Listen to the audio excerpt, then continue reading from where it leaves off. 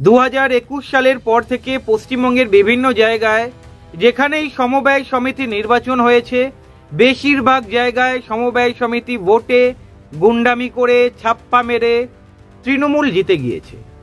আবার কোথাও কোথাও যেখানে সিপিআইএমের প্রভাব বেশি, মানুষ যেখানে সিপিআইএমকে ভরসা করে, সেখানে সিপিআইএমের বোর্ড গঠন হয়েছে এবং সমবায় সমিতি নির্বাচনগুলো সিপিআইএম জয়লাভ করেছে। দেখা গিয়েছে 2021 সালের পর থেকে যেই সমবায়গুলো তৃণমূলের দখলে ছিল, তার মধ্যে বেশিরভাগ সমবায় সমিতিগুলোতে দুর্নীতি হয়েছে। কোথাও কোটি কোটি টাকার দুর্নীতি হয়েছে। এমনও পাওয়া গিয়েছে 22 কোটি টাকার দুর্নীতি করেছে। গরিব মানুষরা তাদের অর্থ সঞ্চয় করে এই সমবায় ব্যাংকগুলোতে। আর এই ব্যাংকগুলো কাদের দখলে থাকে?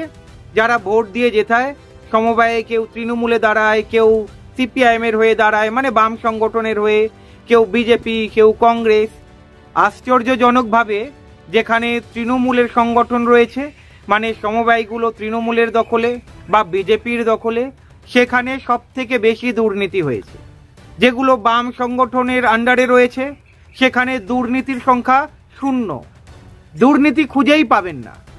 2023-এর পর থেকে পশ্চিমবঙ্গে যেখানে যেখানে পুনরায় সমবায় সমিতি নির্বাচন হয়েছে, তার 95 জায়গায়, যদি আমি ভুল না হয়ে থাকি, বাম সংগঠনগুলোকে মানুষ জয়ী করেছে।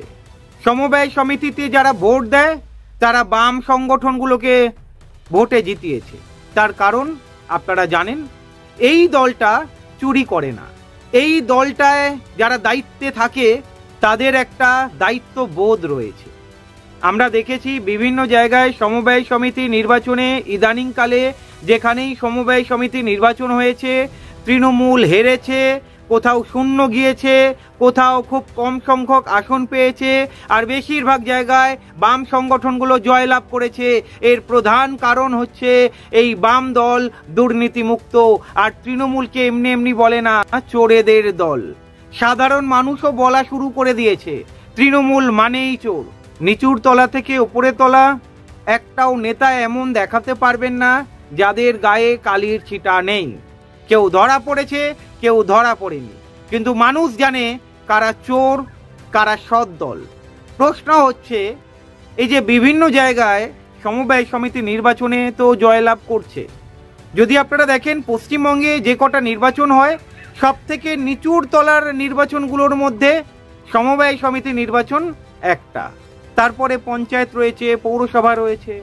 এই যে অনেকেই বলে ভিত শক্ত করতে হবে, আমরা দেখেছি 2023-এর পরে যেখানেই সমবায় সমিতি নির্বাচন হয়েছে, বাম দলগুলো জয়ী হয়েছে, মানে বাম সংগঠনগুলো জয়লাভ করেছে। এবারে আপনাদের একটা প্রশ্ন রাখি, আপনারা বলবেন যারা ভোট দিচ্ছে সবাই তো বামপন্থী। এমনটা নয়। একটা গ্রামে ধরুন 10,000 বা 5,000 মানুষকে নিয়ে সমবায় সমিতি গঠন করা হয় এবং তারা ভোট দেয়। তারা কেউ তৃণমূলে ভোট দেয়, তারা কেউ কংগ্রেসে ভোট দেয়, তারা কেউ বামকে ভোট দেয়। মানুষ কিন্তু মিশিয়ে রয়েছে। আর ওই সব জায়গার মানুষ তৃণমূলকে পছন্দ না করে বা বিজেপিকে পছন্দ না করে সিপিআইএম সংগঠনগুলোকে জেতাচ্ছে। তার একটাই কারণ, এই দলটা চোর নয়। এবারে একটা ঘটনা বলি, এত বড় দুর্নীতি আপনি হয়তো স্বপ্নেও ভাবতে পারবেন না। তবে হ্যাঁ, তৃণমূল যখন দুর্নীতি করে, আপনি স্বপ্নে কেন, সব জায়গাতেই ভাবতে পারেন।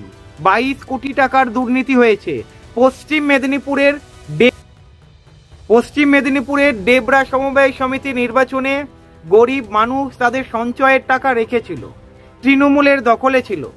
22 কোটি টাকার আত্মসাৎ করেছে যারা উপভোক্তা, যারা টাকা। এই দুর্নীতির বিরুদ্ধে তারা হাইকোর্টে গিয়েছিল। তাদেরকে ভয় দেখানো হচ্ছে, পুলিশ দ্বারা তাদেরকে ভয় দেখানো হয়েছে। এই যে দুর্নীতি শুধু ওই পশ্চিম মেদিনীপুরের ডেবরাতে আটকে নেই, এরকম উদাহরণ প্রচুর রয়েছে। উত্তর 24 পরগনার হাবড়ার কোনো একটা সমবায় সমিতিতে তৃণমূল দখলদারি করে রেখেছে, সেখানেও প্রায় 1.5 কোটি টাকার ওপরে দুর্নীতির গল্প আমাদের কাছে এসেছে। এরকম অনেক রয়েছে। সত্য ঘটনা আপনাদের সামনে তুলে ধরছি। পশ্চিমবঙ্গের বিভিন্ন জায়গায় সমবায় সমিতি নির্বাচনে গরিব মানুষরা টাকা এবং তৃণমূলের ছোট চোর বড় চোর যা পেরেছে সেই টাকা আত্মসাৎ করেছে, মানে গরিবের পেটে লাথি মেরেছে। এবারে আপনাদের কাছে প্রশ্ন রাখছি, মানুষের কি চোখ খুলছে? না, মানুষের চোখ কিন্তু এখনো পর্যন্ত খোলেনি। জানি না কেন খুলছে না। এই যে যারা চাকরিহারা শিক্ষক রাস্তায় রয়েছে, এতদিন তারা চুপচাপ ছিল, এখন দেয়ালে পিঠ থেকে গেছে, এখন আন্দোলন করছে। সমবেদনা জানাই। অনেকে যোগ্য শিক্ষক ছিলেন, কষ্ট করে চাকরি পেয়েছিলেন, তাদের চাকরিও চলে গেল ওই দুর্নীতিবাজ শিক্ষকদের জন্যে। তারা তো ঘুষ দিয়েছিল।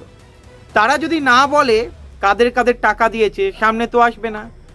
তারপরে তো দেখতেই পাচ্ছেন কি হচ্ছে। আমরা দেখেছি আরজি কর ইস্যু কীভাবে ধামাচাপা পড়ে গেল, সন্দেশখালী ইস্যু আস্তে আস্তে জলঢালা হয়ে গেল। তারপরে যদি আবার দেখেন এই যে শিক্ষকদের আন্দোলন, এখানেও তবে এখান থেকে বাঁচার সুযোগ খুবই কম রয়েছে তৃণমূলের। তার কারণ বিকাশ রঞ্জন ভট্টাচার্য, ফিরদৌস শামীম, সব্যসাচী চ্যাটার্জি, প্রবীর ব্যানার্জি, সায়ন ব্যানার্জি, বামেদের আইনজীবীরা, আরও অনেক আইনজীবী রয়েছেন, এর বিরুদ্ধে লড়ে যাচ্ছে, এই দুর্নীতির বিরুদ্ধে লড়ে যাচ্ছে। অনেকে বলেন অরাজনৈতিক আন্দোলন। আপনারা তো দেখে নিয়েছেন অরাজনৈতিক, সন্দেশখালীতে দেখেছেন, আরজি করে দেখেছেন, আবার এই যে যোগ্য শিক্ষক ডিএ মামলা ঝুলে রয়েছে। অরাজনৈতিক আন্দোলন কি সরকারকে টলাতে পারছে? আপনার মনে হচ্ছে অরাজনৈতিকভাবে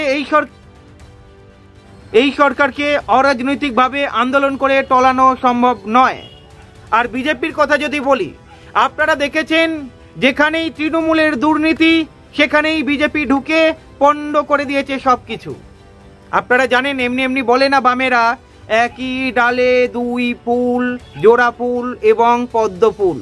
তারা এমনি এমনি বলে না। সাধারণ মানুষের চোখটা কবে খুলবে? যেই বিজেপি বলে হিন্দু হিন্দু ভাই ভাই, সেই বিজেপির কর্মীরাই আর একজন হিন্দুকে মারছে। একবার ভাবতে হবে আপনাদের, এই দুটো দলের সেটিং ততদিন পর্যন্ত তৃণমূল ক্ষমতায় থাকবে। আমি আবার বলবো, বাংলার মানুষের এখনো পর্যন্ত চোখ খোলেনি।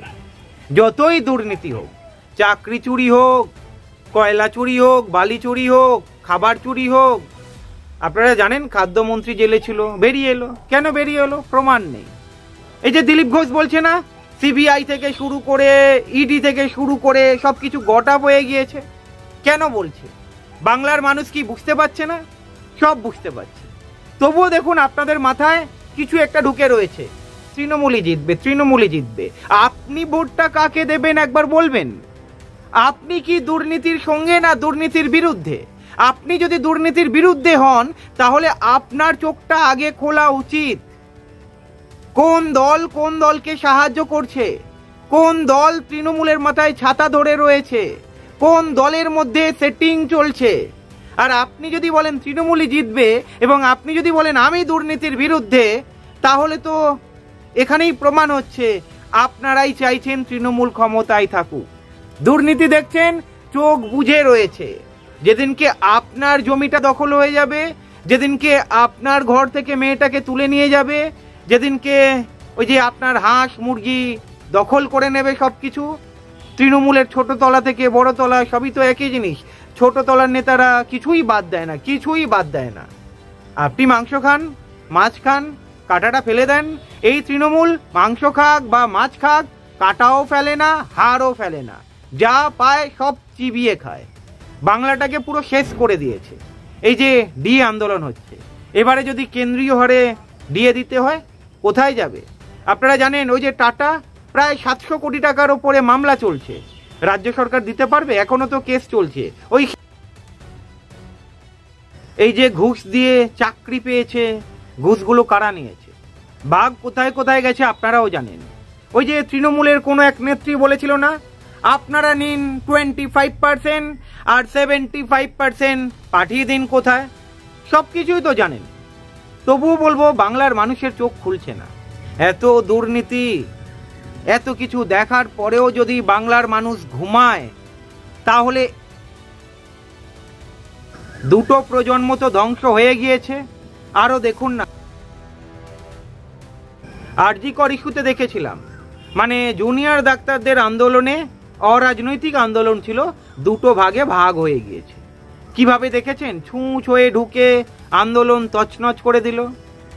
অভয়া বিচার পেল না। তথ্য প্রমাণ কোথায় গেল আপনি ভালো মতোই বুঝতে পাচ্ছেন। এই যে যোগ্য শিক্ষকদের আন্দোলন চলছে, এখানেও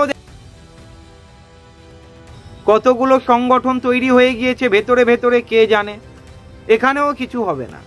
তবে হ্যাঁ, এই চাকরি চুরির হাত থেকে তৃণমূলকে বাঁচানো খুবই দুষ্কর রয়েছে, কারণ বামেদের আইনজীবীরা রয়েছে। জানি না বাংলার মানুষের কবে চোখ খুলবে।